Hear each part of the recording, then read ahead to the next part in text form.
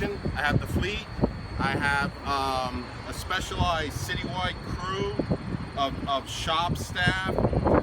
Believe it or not, we take care of Gracie Mansion, City Hall, we take care of all the high-profile fountains, we take care of all the pools, and we take care of like very technical problems that might pop up citywide that the borough shops can't handle. And then I have a small capital program, capital requirements. But the big thing that's keeping me here working for the city is sustainability. So sustainability, we started in 2007. We were right before Plan NYC. We were already cooking in sustainability. And then once Plan NYC came in 2007, our sustainability just shot up because we were already moving in that direction. So since then, our sustainability division has grown to about 15 actual trades that just work on preventive maintenance and sustainability items. And then we have a bunch of analysts and engineers that work on enhanced sustainability items. And then we have Max that works on emerging technologies. So because emerging technologies keep coming up every day, people are calling us, you see it in the paper, it was easier to have Max vet those projects before they moved over to sustainability. So sustainability is running about 125 projects, and Max, believe it or not, is running about 125 emerging technology projects that he's vetting. So saying all of that, we're mandated to cut our emissions down 80% by 2050. And that might sound crazy, but from a technical point of view, I'm a mechanical engineer, I've been doing this for a long time, it's possible. It's definitely possible. What they're doing is DCAS, the Department of Energy Management, is attacking that in every direction. So using that type of philosophy and that management structure, they'll definitely reach 80% in 2050. So that's where we are right now. So one of the sustainability items is green roofs. Green roofs have an enormous amount of benefits. One of the big benefits, and you can see it right now, on a 90-degree day, if you took an infrared gun on a black surface, on a black roof, it would read 160 degrees. So that's the heat island effect.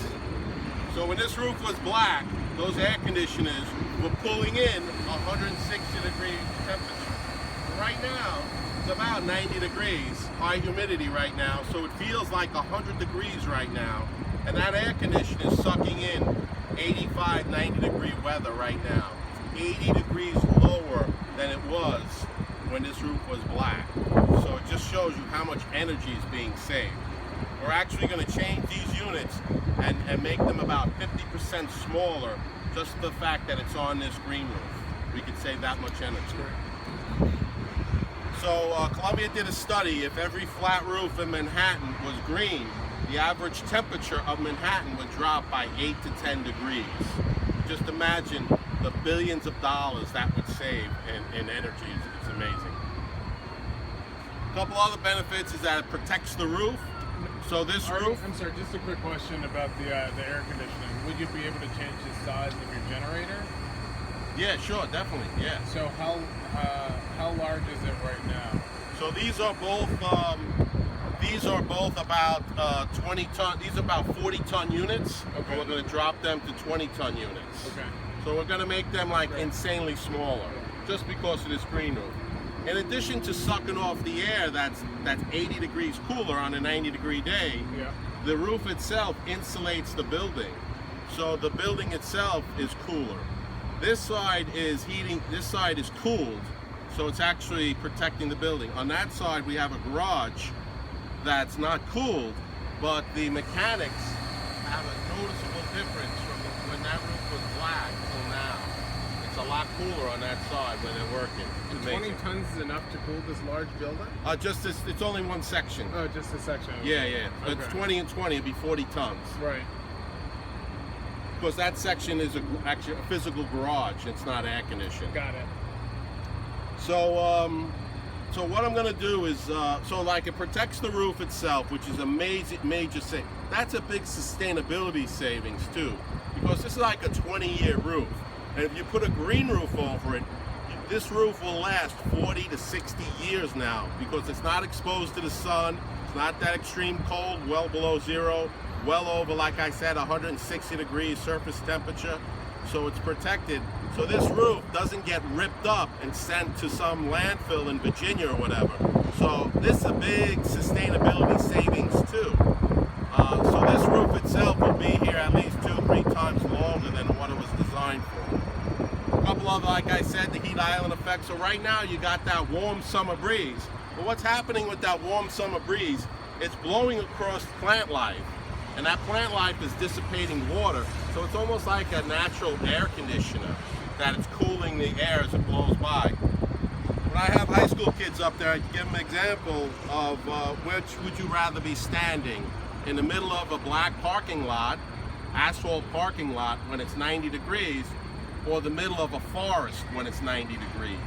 Major difference. It's an 80, 90 degree difference between those two locations. And that's what a green roof does. Any questions before we go from bed to bed? Just remarkable. It's remarkable, the difference. Yeah, it's crazy, right? Yeah, I heard even if you have black and you just paint it white, you're saving on the temperature. So the Parks Department got into that also pretty early. We have 1 million square feet of flat roof. We have about 800,000 painted white. Major energy savings. So simple. All right, I'll go from bed to bed. We have about 31 different beds. They're just subtly different because people have different needs. The first thing you want to have an engineer check the weight, so that's the big governing factor. The next thing you want to have an architect let you know, are you allowed to be on the roof? That's a big factor too. So if you're really not allowed to have people up on the roof, then you can't really put a system up there that needs a lot of maintenance.